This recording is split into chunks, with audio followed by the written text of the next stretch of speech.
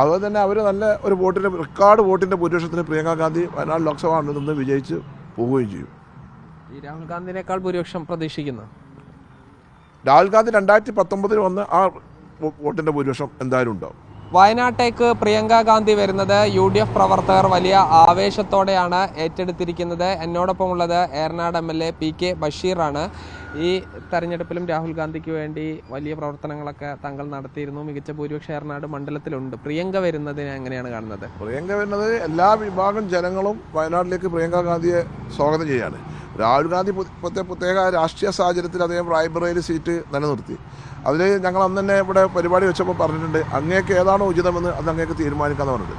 അപ്പോൾ പ്രിയങ്ക ഗാന്ധിനെ കോൺഗ്രസ് പാർട്ടി തീരുമാനിച്ചതിൽ ഈ വയനാട് ലോക്സഭാ മണ്ഡലത്തിലെയും കേരളത്തിലെയും ജനങ്ങൾ വളരെ സന്തോഷമാണ്, എല്ലാവർക്കും വളരെ തൃപ്തിയാണ്.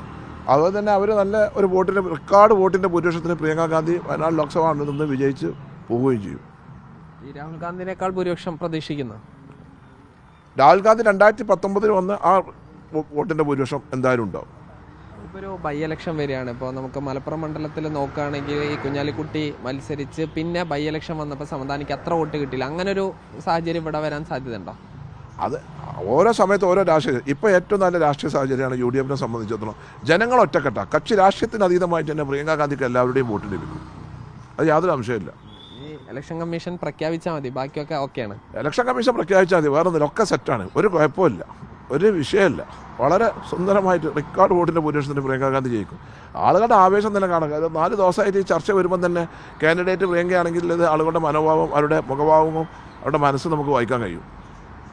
ഈ രാഹുൽ എടവണ്ണ എന്ന് താങ്കൾ അധ്യക്ഷനായ അന്നത്തെ പരിപാടിയിൽ പറഞ്ഞത് എല്ലാവർക്കും സന്തോഷമുള്ള തീരുമാനം ആയിരുന്നു. അത് ഇത് തന്നെ ആയിരിക്കും വിചാരിച്ചിട്ടുണ്ടാവില്ല. ഇതായിരിക്കും വിചാരിച്ചത്. അദ്ദേഹം പിന്നെ ഇന്നിപ്പോൾ ഇന്ത്യയിലെ ഏറ്റവും ഉയർന്ന നേതാവല്ലേ. അപ്പോൾ അദ്ദേഹത്തിന് ഒരു കാഴ്ചപ്പാടും കാര്യങ്ങളൊക്കെ ഉണ്ടാവില്ല. അദ്ദേഹം ഈ പൾസുകളും നാട്ടിലെ പൾസും കാര്യങ്ങളൊക്കെ അറിയാമല്ലോ. നന്നായി നെഹ്റു ഫാമിലിയിൽ നിന്ന് ഒരാൾ വടക്കേന്ത്യയിലും ഒരാൾ തെക്കേന്ത്യയിലും നിൽക്കട്ടെ, നല്ലതല്ലേ നമുക്ക്. എന്തായാലും പ്രിയങ്ക ഗാന്ധി വരുന്നതിന് PK ബഷീർ ഉൾപ്പെടെയുള്ള മുസ്ലിം ലീഗിന്റെ നേതാക്കളും ജനപ്രതിനിധികളും എല്ലാവരും തന്നെ സ്വാഗതം ചെയ്യുകയാണ്. ജിഷ്ണു മീനങ്ങാടിക്കൊപ്പം സാജിദ് ഇജ്മൽ, മീഡിയ 1 മലപ്പുറം.